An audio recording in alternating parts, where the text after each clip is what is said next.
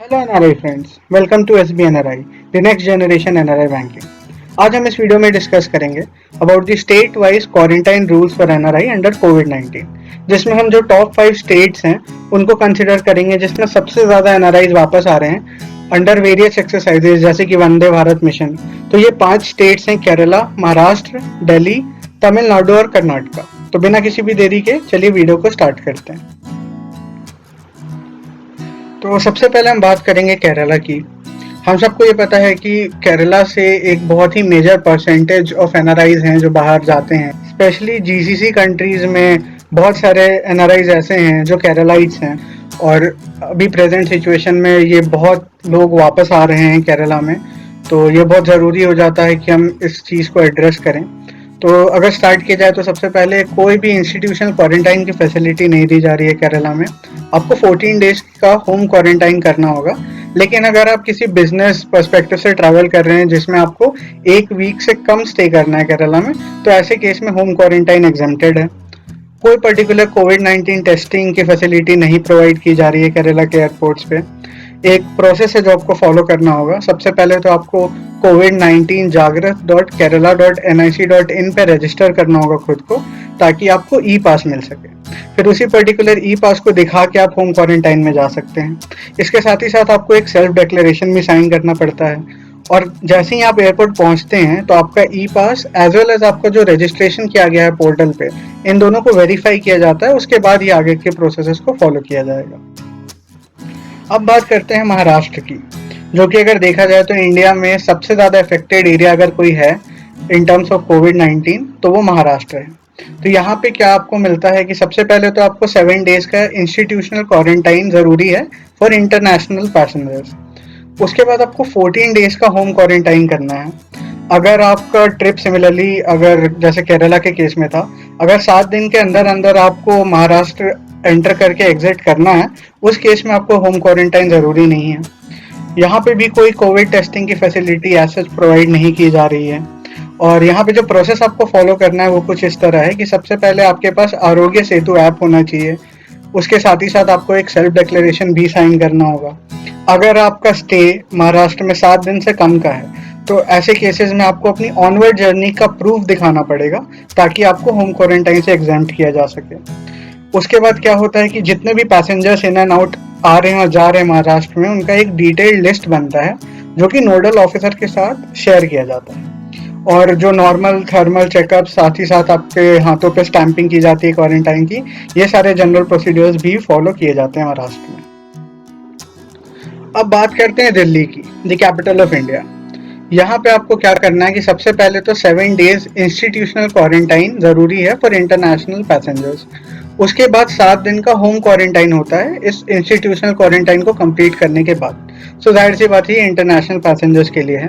अगर आप asymptomatic passenger हैं और आप इंटरनेशनल पैसेंजर नहीं हैं, तो उस केस में आपको सेल्फ मॉनिटरिंग के लिए एडवाइस किया जाएगा और घर पे रहना बोला जाएगा। दिल्ली में भी कोविड टेस्टिंग की कोई फैसिलिटी एज सच प्रोवाइड नहीं की जा रही है एयरपोर्ट्स पे।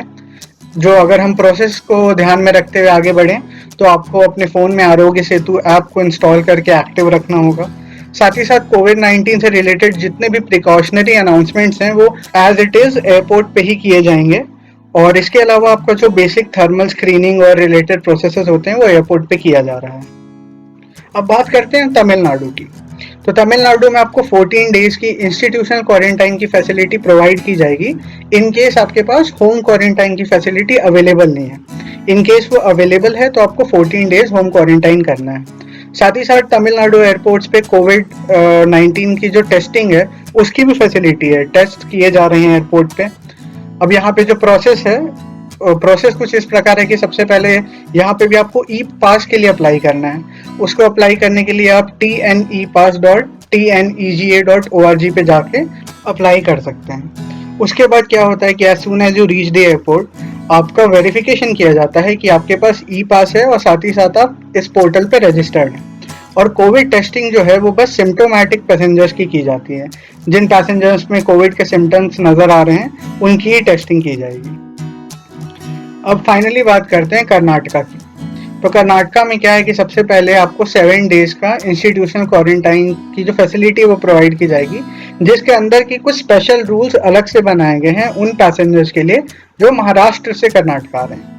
अब महाराष्ट्र का जैसे मैंने आपको बताया था कि it is the highest affected area in India in terms of कोविड-19, तो जाहिर सी बात है कि कुछ स्पेशल रूल्स उन पैसेंजर्स के लिए बनाए गए हैं जो महाराष्ट्र से कर्नाटका आ रहे हैं।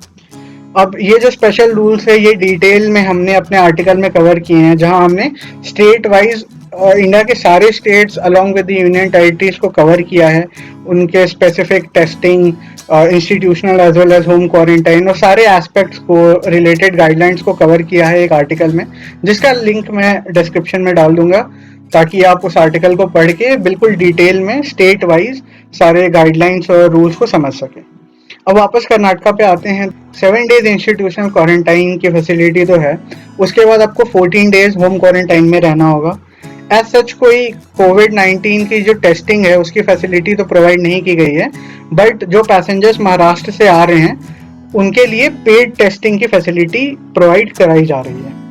अब हम प्रोसेस की बात करें तो यहाँ पे आपको सेवा सिंधु पोर्टल पास के लिए मैंडेटरीली अप्लाई करना होगा, जिसके लिए आप sevaSindhu.karnataka.gov.in की वेबसाइट पे जा सकते हैं।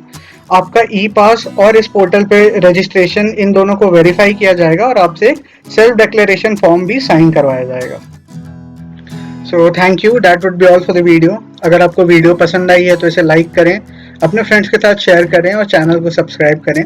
साथ ही साथ मैं दोबारा से ये मेंशन कर देना चाहता हूँ कि इस वीडियो में हमने बस टॉप 5 स्टेट्स को कवर किया है, उनके रिस्पेक्टिव इंस्टीट्यूशनल और होम क्वारंटाइन, साथ ही साथ कोविड टेस्टिंग और गाइडलाइंस को मद्देनजर रखते हुए इस वीडियो को बनाया है।